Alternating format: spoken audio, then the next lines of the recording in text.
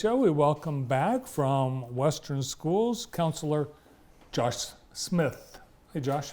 Hi, Bart. Thanks for having me on today. Yeah, good to see you. Did spring break serve as a stress reducer for students and staff and faculty? It's always nice. We were just talking a few minutes ago. It's always nice to take the break, and then it's kind of nice to get back into the routine as well. So I think it was nice for everybody to take a little extra time to enjoy themselves and be with their families. And then we're already 2 to 3 days back into the normal routine of things. So it's been good. Yeah, so there is some feeling of normalcy returning, but obviously we're still in the pandemic. As we are coming out of high number of cases, hospitalizations, is there a lessening of anxiety and stress among students because of that? I think what we're seeing right now, both from a school level, I think I can speak for the schools in Jackson County. I think what we're seeing at a school level is that levels of anxiety and feeling overwhelmed are still pretty high. And I think that would probably go for adults that we work with in the agencies too. So even though numbers are going down and it seems like COVID is heading in the right direction, which is great.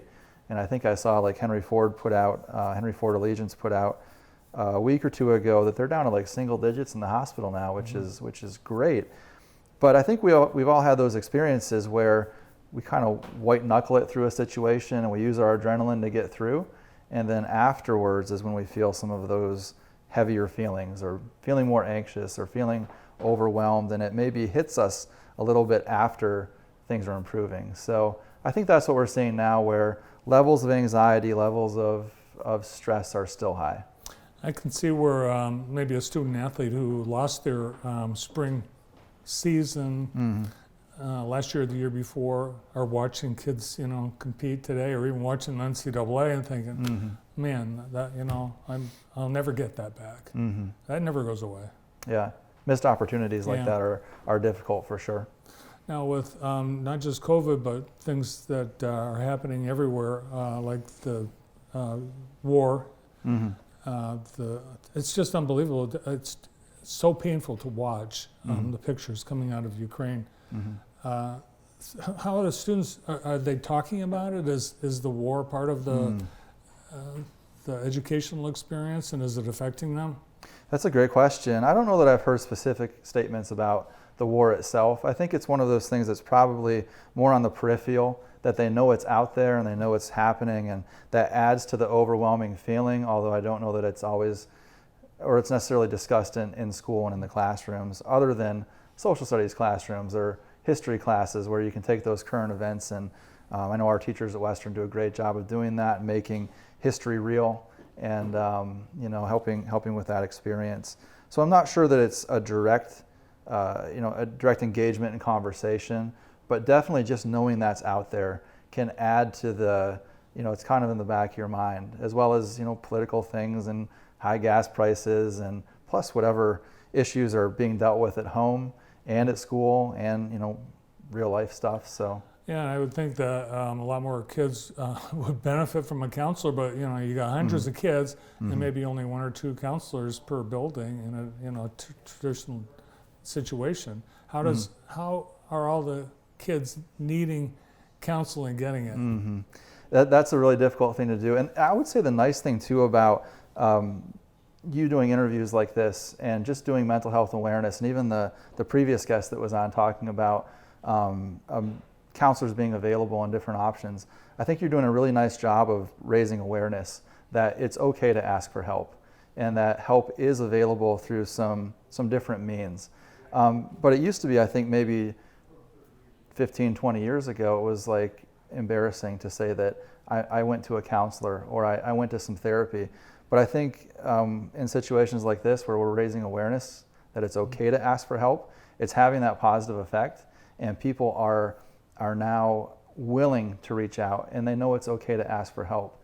And I think we're getting to a point where we're looking at mental health in a similar way to physical health. So we would never say like, okay, someone was having chest pain and they went to the emergency room, and we would say that's a good thing, that was appropriate.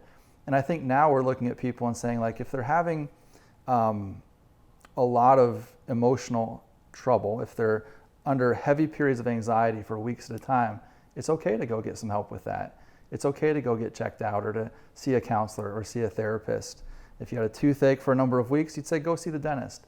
If you're having anxiety for a long period of time, it's okay to get counseling. So I think we're also overcoming some of those stigmas of what we used to see in movies where you'd go to the counselor and you'd lay on a couch and you'd kind of stare up at the ceiling and talk about like repressed memories or forgotten dreams. Like generally that's not counseling. Counseling would be just kind of talking through what's going on in life.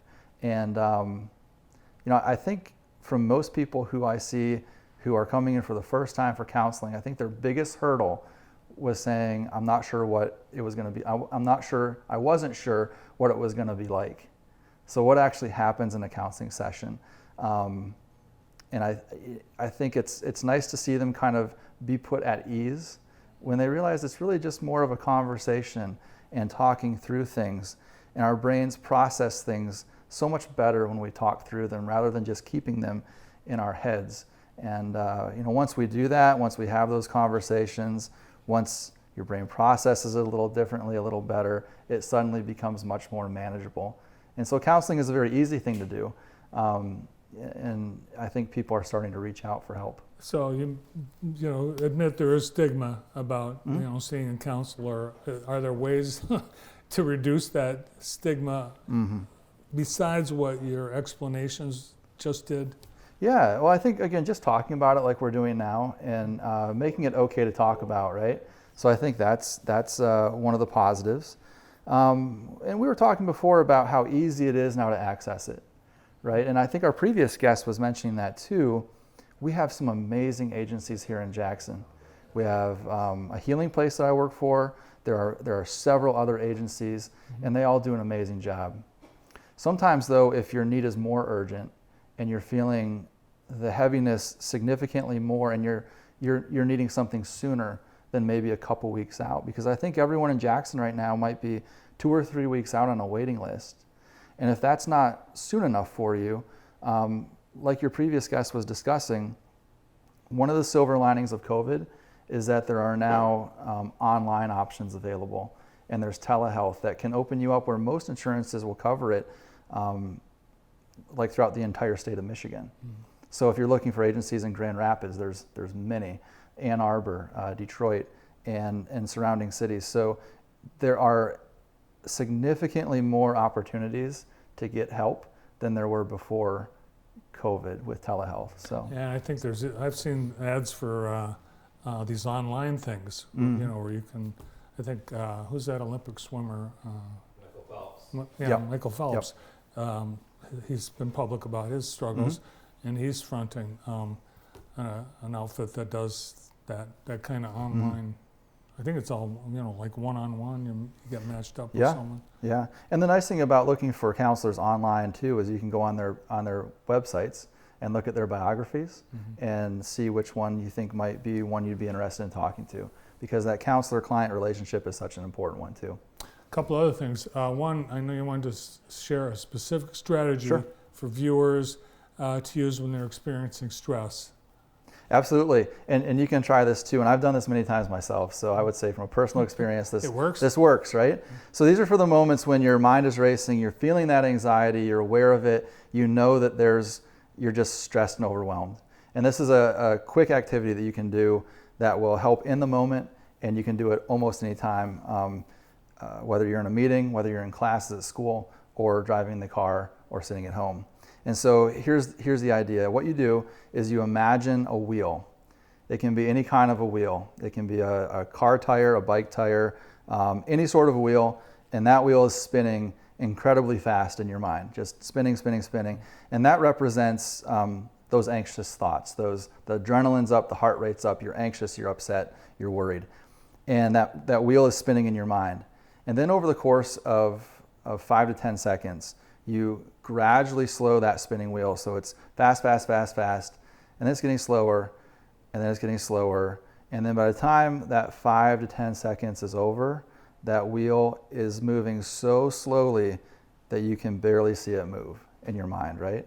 So it's just a quick 5 to 10 second strategy that you can use totally in your mind, but that spinning wheel going fast to suddenly slowing down is a way to kind of get, like, clear the fog, kind of get back settled down. And I found that to be super helpful. It's research-based, but from my experience, but also from experience in working with clients, they've said that's been a super helpful technique to use that anyone can do. I get it. What wheel do you use? I use a bike tire, just bike tire super fast. Could you use the big wheel on The Price is Right? That would be a great one. I even had one client who went on Amazon and purchased a wheel that she could spin and watch on her desk, and it'd slow down a little bit. So Cool. yeah. All right, so Western Schools, like everyone else, getting kids ready to come to school for the first time, and you've got some roundups, kindergarten roundup right. coming up. Looks like a couple weeks away. And pretty easy process to go through enrolling into Western Schools. Western's a great place to be. I have 3 kids in the elementary school right now. I know they're working on a bond for a new one, and it's going to be great. Looking forward to that. Exciting times at Western. I'm so happy my 4 children are there, 1 in the middle school and 3 in elementary. So great place to be. All right. And congratulations to one of Western's elementary students at Bean Elementary, Bentley Kuhn, winning the drive, chip, and putt national competition at the Masters on Sunday. That's pretty awesome. He's in my daughter's class. So Really? yeah, really nice young man too. Talented golfer, but nice young man. Yeah, he's a cool kid. We had him on our show That's right. the week before he went down to Augusta. So he's going to be a big celebrity. Is he back at school yet? I'm not sure. I haven't heard. Yeah, But because I think they were going to take a couple days enjoy it. to enjoy it, yeah, and then come back. All right, good to see you. Thank you. Thank you so much. Counselor at Western Schools, Josh Smith. We've got more on the show. Holly Balanseg is getting ready for spring at Sand Hill Crane Vineyard.